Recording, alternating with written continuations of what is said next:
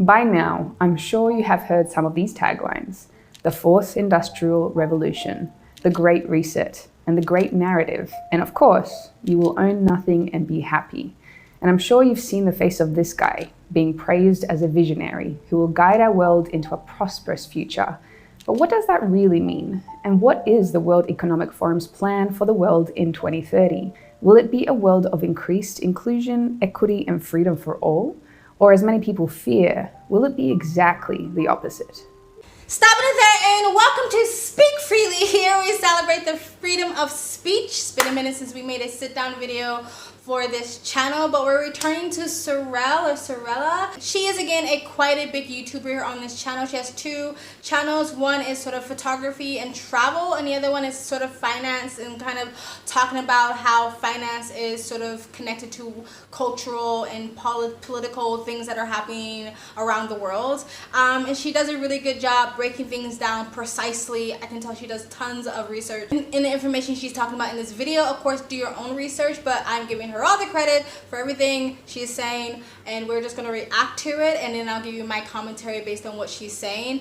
She's talking about the Great Reset, and a lot of people have started talking about this lately. I've seen so many channels talk about this, and I'm happy that they are, because it makes it less of this taboo and tinfoil hat sounding conspiracy theory when it's actually happening. There is a World Economic Forum, and they came out with this list of all the things they want to happen in the future, and one of them is you'll own nothing and be happy for it, and it's a bunch of other stuff that we're not going to get into in this video. So she's going to basically be talking about what she believes is going to happen by 2030 based on what the World Economic Forum objective is and what they've been saying. Alright, so right back into it. But before you do, if you like type of videos, please like, comment, and subscribe. Hit the bell to get the notifications when I do upload. All of that really does help with the algorithm, guys. And if you'd like to support this channel any further, you can donate. My PayPal and Cash App links in the description box below and sometimes in the comment section. Of course it helps, but you don't have to. You can just like, comment, and subscribe. Another great way to support this channel is visit my brand new merch shop. And the links to all the eternal platforms I'm on, my socials, including my Twitter, all the ways to support me and all the ways to contact me for business is always in the links down below. Other than that, sit back, relax, and continue to enjoy the video. Alright, here we go. I'm not here to answer that question, but what I would like to do is propose a hypothetical future scenario.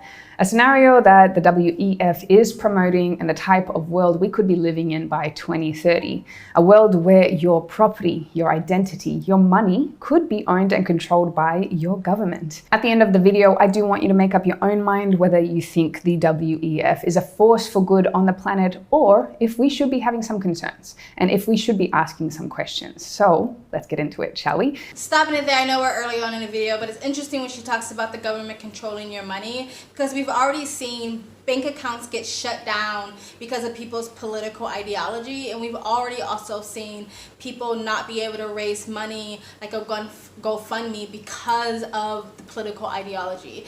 One of the big ones is the truckers in Canada, the trucking protests. Their crowdfunding was shut down. And speaking of truckers, Canada and Justin Trudeau is also a good example of that.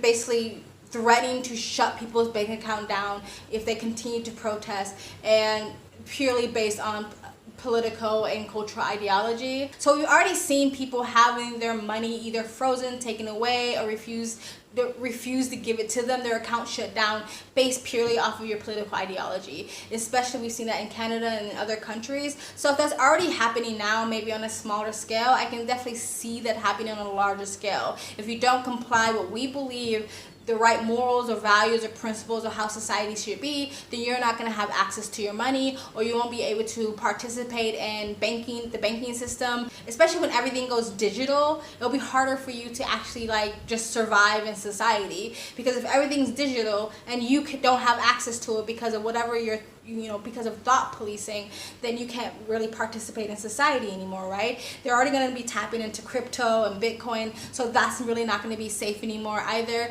So I just thought that part was interesting. Okay, this video is long, so I really need to shut up and just get back into the video. All right, let's continue. To make my case today, I am going to be speaking about what I believe could be the three main pillars that surround the World Economic Forum's agenda for 2030 and discussing some of the things that they are promoting around the now famous event called the Great Reset. Before I start though, I just want you to keep two things in mind. Number one, the World Economic Forum and the leader, Klaus Schwab, haven't been elected by anyone. Yet despite this fact, they are trying to influence politics all around the world in order to transform the planet that we live on. Secondly, all of the resources that I'm sharing in this video are coming from verifiable sources, many of which are directly from the WEF's website. If you want to confirm any of the information, there is more info in the description. So let us discuss the three hypothetical pillars and how it might affect our lives. Pillar 1, surveillance. The first pillar in the 2030 agenda is the possibility of total surveillance of every single one of us. And the way the WEF could achieve this is by us requiring a new form of identification. The World Economic Forum suggests that every single person on the planet will receive a new form of digital ID, which they say would help promote a world of inclusion where everyone has more access to basic services. But they also suggest this ID could be linked to absolutely everything in your life. It could be required to book plane and train tickets and track where it is you're going. This digital ID would be needed to access social media, the internet, bank accounts, and even a requirement in order to spend your money. And without your ID, it's possible you may not be able to buy anything at all. And who would control your digital ID and the data it contains? Well, of course, your government would. In short, absolutely every action you take in your modern life could be tracked by this new type of personal ID. What your online habits are, where you go, what you buy online, what you say online, and so much more. And stopping it there, I literally just said that. Like when everything goes digital and you have to buy everything digitally, and then if they start shutting or limiting access to your money, to your digital currency because of thought policing, because you're not following whatever new global warming mandates or whatever mandates they put into place, that you won't be able to actually function in society anymore. It's really scary. And it's also the idea of the social currency like they do in China. Like if you do something bad that they deemed not right for society, then you won't be able to fly a plane, you won't be able to buy a car, you won't be able to basically participate in society. We've already seen this during the 2 years of the virus where you weren't able to participate in society if you didn't have a certain passport. We've already seen them push this into play. We've already seen basically the dress rehearsal for this. And we already seen half of a society very happily volunteer to give all of their freedom away and even champion this idea. Well, yeah, they shouldn't be able to go to a restaurant. Their kids shouldn't be able to go to school. They shouldn't be able to get medical care if they don't comply with the mandates. Like, if you really think this stuff is far off, you're crazy. And the thing is, the younger generation is already being taught this stuff, right? And like a lot of people think that the next mandates will be sort of the global warming mandates, right? And so they're already fear-mongering your children into becoming these sort of global warming like fanatics that they'll be so happy to comply to whatever mandate there is. It only takes a generation and a half or two to completely change a culture's perception and belief systems. So you might think this is crazy, but like the younger generation is going to be like, this is just normal. What are you freaking out about? Just saying. But anyway, let's continue. Say online and so much more. And if you think this kind of a system is a little bit worrying, well, you're not the only one that thinks this way. Just recently, Kenya's High Court ruled a digital ID system to be illegal in the country because they fear it could be abused by the government in order to violate a person's basic right to privacy. But the WEF doesn't agree. They think it's going to do more good than harm. Because the 1% and the billionaires and the trillionaires know what's best for us, just dumb little working class people, right? I love Kenya for this, and Africa has been a beast when it comes to standing up against these mandates. They were the ones who was like, no, we don't want any more of the pokes. Don't send them here. They don't work. We're good. And that's when all of a sudden they said that new strain came from Africa, but it really didn't. It came from Europe. I'm not saying Africa is absent of corruption, because there's a lot of corruption in certain countries in Africa. But there are certain countries in Africa that have been very, very allowing a lot of this American ideology and mindset to sort of affect their countries, which I say good on you. Like, America is not the ones to look up to anymore and emulate. Like, seriously. Anyway, let's continue.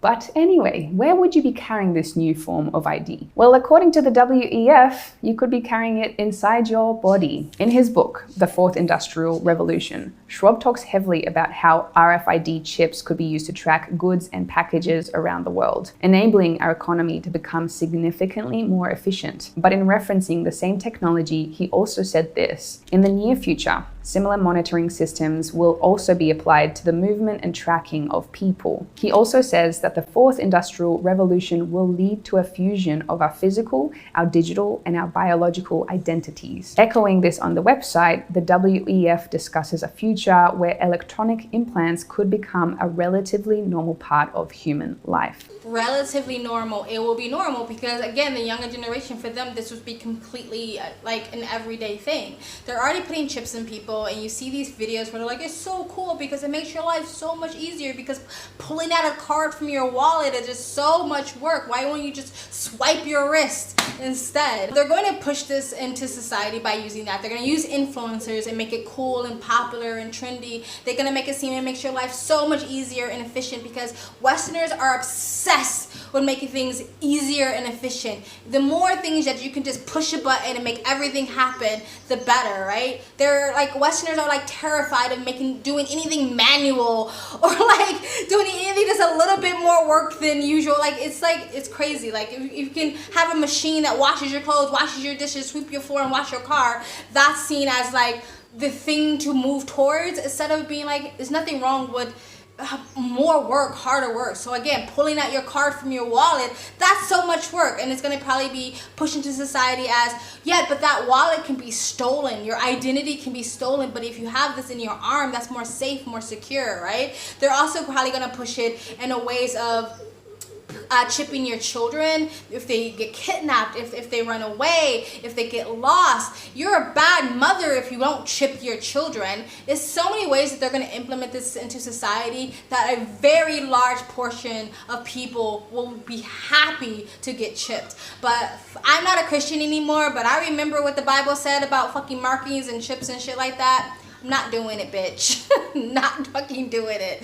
Anyway, let's continue.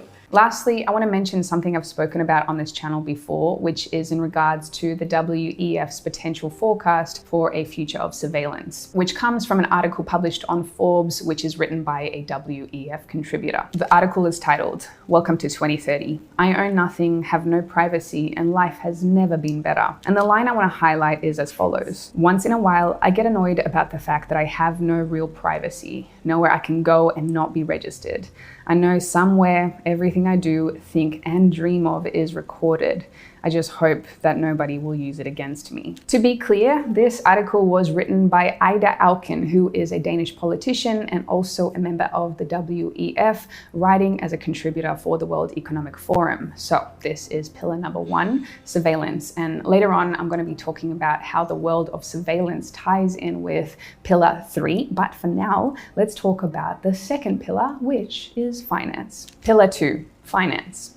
The next pillar of the Great Reset agenda could be around finance, and more specifically, putting more control of money and assets in the hands of the government. So you know the line, "You will own nothing and you will be happy"? Well, this is the pillar where this could be playing out. In multiple articles on their own website and elsewhere, the WEF predicts a world where people will no longer own most of the things they use in life. Instead, through a sharing economy, items like clothing and cooking equipment will be owned by your government and delivered to you when you need them. But according to a WEF member, sometimes you won't even need to decide what you need, because an algorithm that knows your tastes better than you do could make these choices for you instead. And your home? Well, soon that could be owned by the government as well, but you won't have to pay rent because someone else will be using your space when you're not there. Nothing in this world is for free. So even if you're not paying rent, you're paying it some other way, like lack of freedom and fucking privacy.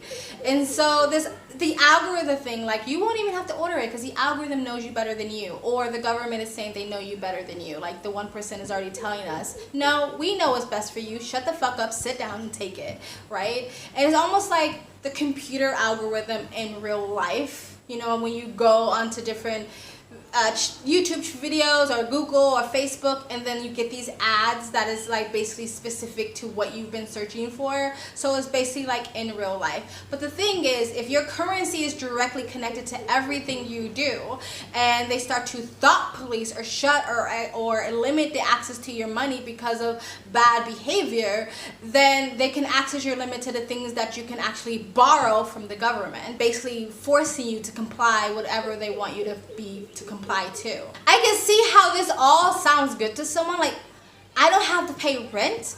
I don't have to, like, you know, I can just get whatever I wanted. Like someone who maybe can't afford a Tesla, but I can borrow a Tesla for a week. You know what I mean? Or I can't afford to live in a place like Malibu, but if I don't have to pay rent and I just have to share my space when I'm not using it, that sounds amazing. I can see how this sounds great to people, but a lot of people, of course, is not going to understand the long-term cost effects of anything or what they have to sacrifice to get any of those things. And for a lot of people, they just don't give a fuck. But anyway, let's continue.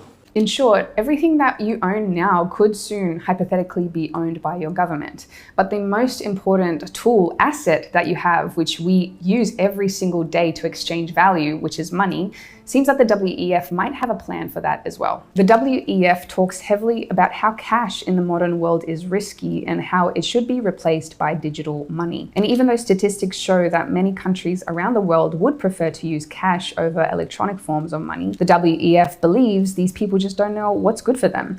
Instead, they believe we should all be switching over to electronic payment systems as it's the way of the future. So, what could replace a world where we no longer have any kind of physical money? Well, the next step would be to develop a secure digital currency that everybody can use. It's kind of like crypto, except the future digital currency proposed wouldn't be decentralized. It would be completely controlled by your government. And this is called the central bank digital currency, or CBDC. A CBDC would be fully trackable, traceable, and a secure form of currency that, like Bitcoin, lives on a blockchain. But it would be also fully centralized. It would be money controlled by those in power instead of being in the hands of the people. With a CBDC, your money would no longer be held in a bank account either. Instead, proposals suggest cutting out what they call the middleman, with your government becoming the bank that directly holds your money for you. Nations like United States, Brazil, China, Canada, Germany, Austria, and Australia are already at certain stages of research or developing a CBDC, meaning we may be only a couple of years away from this becoming a reality.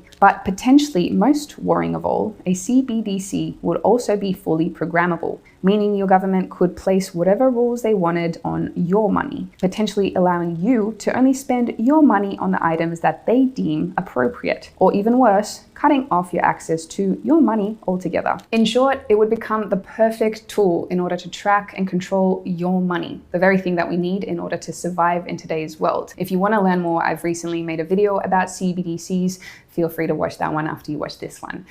The whole they may only allow you to spend your money on the things that they say is okay, that they say is right for society. Like, I don't know how true I know that Chinese social sort of currency or social control is true. Basically, if you behave badly, then you have the lack of access to things. But one of them that I heard was true, and I don't know for sure, but this is what I've heard, is like if you buy too much alcohol. Like, let's say you go to the grocery store and you buy one too many bottles of wine, they will mark you and say, well, actually, that's bad. That makes you a bad citizen. You're consuming too much alcohol. So we're going to mark you down for bad behavior, and we're going to take points away from your social score, right? And so I can see that happening here. And again, I can see how some people will be like, but what's wrong with that? That's going to help people who are alcoholics. That's going to help people have a better society. That's going to prevent drunk driving. I can see why people will buy into this. But again, not having the wisdom to understand what this can lead to in the future. But again, the younger generation already are being indoctrinated into these things, so they will be happy to usher these things in. But anyway, let's continue. Pillar 3, scoring. Finally, the last part of the WEF's hypothetical plan for 2030 is scoring, basically ranking human beings against each other based on almost every single action that they take, and this is called the social credit system. Simply put, it is judging how good or bad of a citizen you are based on almost every single thing that you do in your day-to-day life, rewarding people who are doing things that the government likes and punishing people that do the opposite. Sounds depressing? Well, there is already one place on Earth that has implemented this system. China. Today, China has already the world's most restrictive social credit system. It's a system where citizens are ranked based on almost everything they do in day-to-day life, from how long they play video games to how well they drive, what their shopping habits are, and whether they buy too many luxury items, and especially what they say online as well as who they associate with. If a person's score gets too low, they can lose access to things in life that many of us would argue are human rights. Things like a passport, bank loans, or access to putting their children in a good school. And if your score gets low enough, there are even reports the governments can come and take your dog away. Only a few years ago, China was already banning upwards of 20 million people a year from buying a plane or train ticket because their social credit score was too low. And guess who is a big fan of China's system and the country's current leader? You guessed it, this guy. Klaus Schwab recently gave China's president a glowing introduction at World Economic Forum event and praised Xi's leadership as well as his nation's economic achievements. Don't like the idea of a credit score?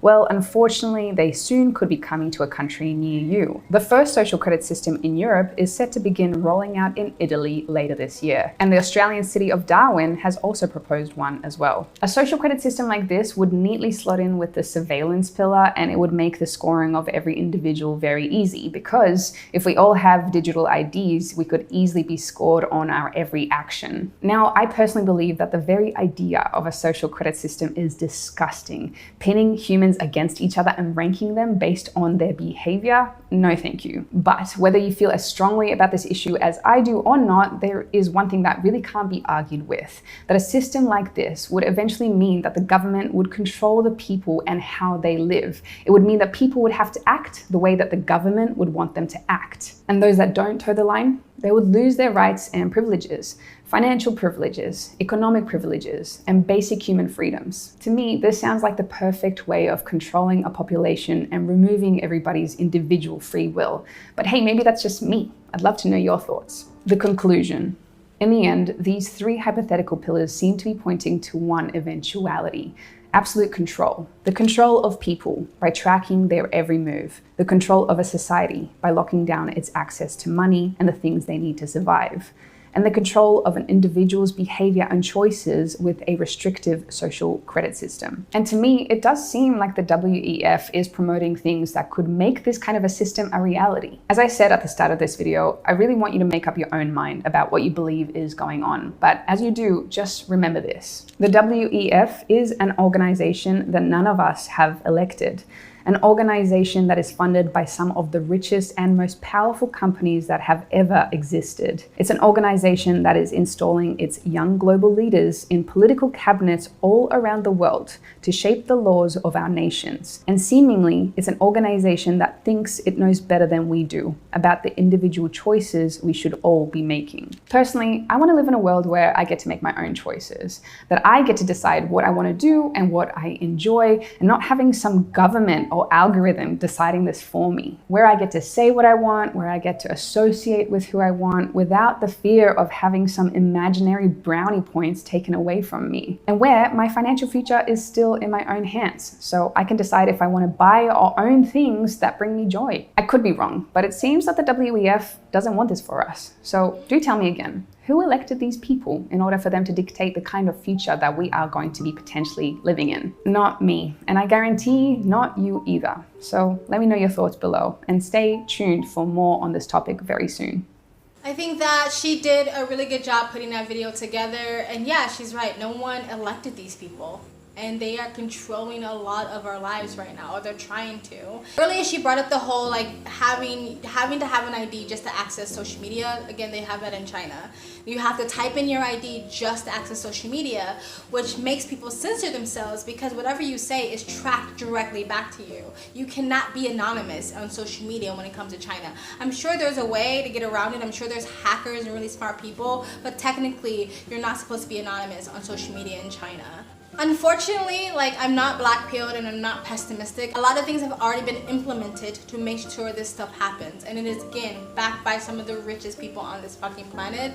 I just don't see this stopping. I don't see, maybe we can slow it down, and maybe there are countries that can escape it, like a place like Kenya, who just put their foot down and say no.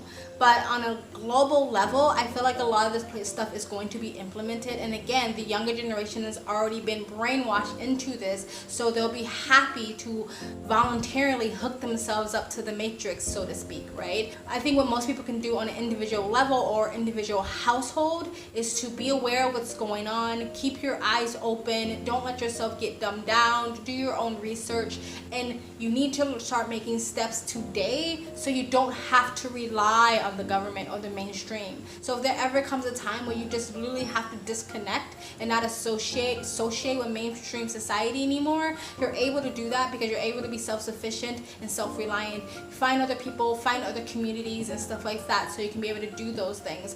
I don't think that this is some sort of dystopian nightmare that's going to happen in 100 years. I really do think that this is going to happen in our lifetime, and unless you're okay with this, and a lot of people will be okay with this because people just, it's easier. It's just easier to be plugged in, right? It's easier to just be like, fine, whatever, I don't care.